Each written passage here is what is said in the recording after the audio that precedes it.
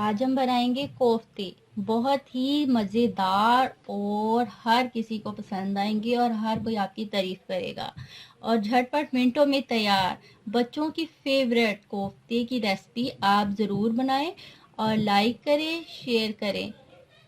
अस्सलाम वालेकुम, कैसे हैं आप?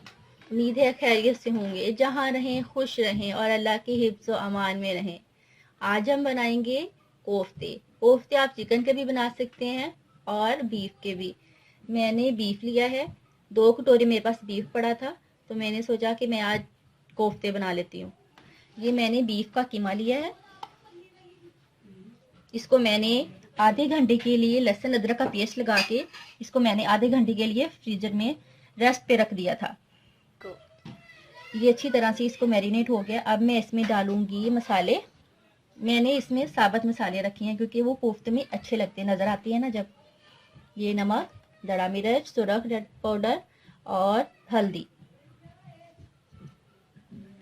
आपके पास अगर ज़्यादा कीमा है तो आप फिर ज़्यादा चीज़ें यूज़ करें। ये मैंने बारीक चॉप प्याज कर लिया था।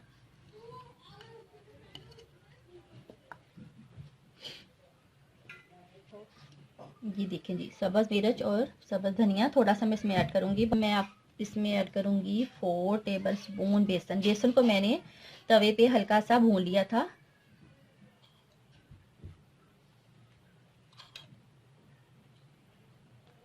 मैंने इसमें 4 टेबल स्पून बेसन ऐड कर दिया। अब मैं 1 अंडा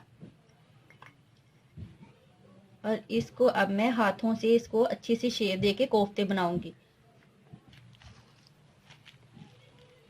इसको मैं हाथों से ऐसे मिक्स करके इसको कोफ्तों की शेप दे लूँगी।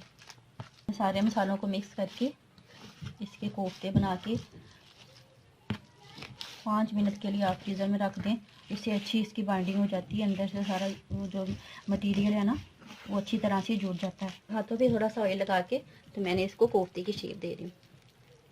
ये देखें, आपका मटेरियल जितना सॉफ्ट होगा ना कोफ्ता अंदर से उतने सॉफ्ट बनेगा। अगर मटेरियल सख्त होगा तो कोफ्ता टूटेगा नहीं। तो मैंने कोफ्ते बना के उसको मैंने फ्रिज में 5 मिनट के लिए रेस्ट पे रख दिया। उतनी देर हमारे कोफ्ते सेट होते हैं तो मैं ग्रेवी बना लेती हूँ। उसके लिए मैंने मोटा प्याज 2 काट लिए थे, टमाटर भी मैंने मोटे मोटे काट लिए थे। उसके बाद मैंने नमक मिर्च हल्दी दही और ये गरम मसाला सूखा धनिया और ये लहसुन अदरक, इसको मैं गरम ऑयल में हल्का सा फ्राई करके उसके बाद मैं इसको ग्राइंडर में पीस लूँगी। ऑयल को मैंने हल्का सा गर्म कर लिया। अब इसमें मैं डालूँगी प्याज, टमाटर,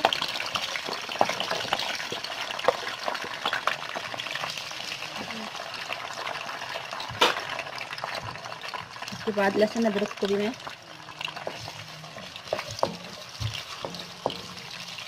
इसका प्याज का जब थोड़ा सा कलर चेंज होगा और टमाटर हमारे थोड़े से इसका भी कलर चेंज हो जाएगा तो मैं इसको ग्राइंडर में पीस लूँगी। प्याज और टमाटर दोनों का कलर चेंज हो गया। अब मैं इसे निकाल के ग्राइंड कर लूँगी। प्याज मैंने ब्राउन करके जग में जूसर में निकाल लिया था। अब मैं इसमें डालूँगी नमक मिर्च और हल्दी। उसके बाद मैं इसमें डालूँगी 1 प्याली दही का,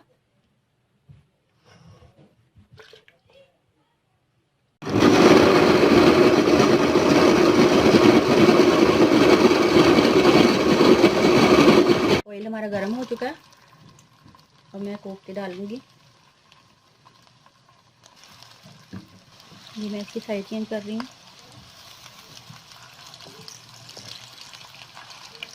एक तरफ से कलर आ गया, फ्लेम ऑफ कर दिया और हमारे कोफ्ते माशाल्लाह तैयार हो गए। अब मैं ये निकाल लूँगी।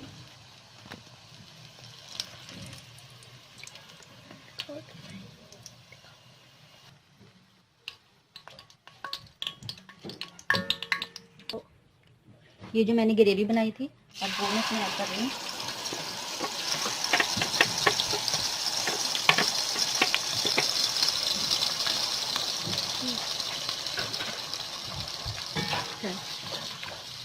साथ ही मैं इसमें डालूंगी मैंने गरम मसाला और सूखा धनिया, इसको मैंने कूट लिया था।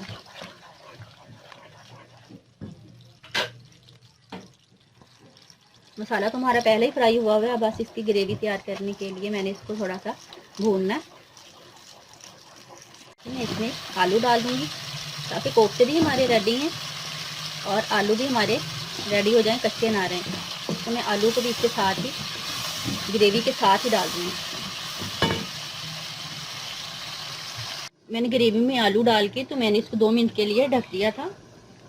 अब हमारा मसाला रेडी हो गया। ये देखिए कितनी अच्छी शक्ल आई है।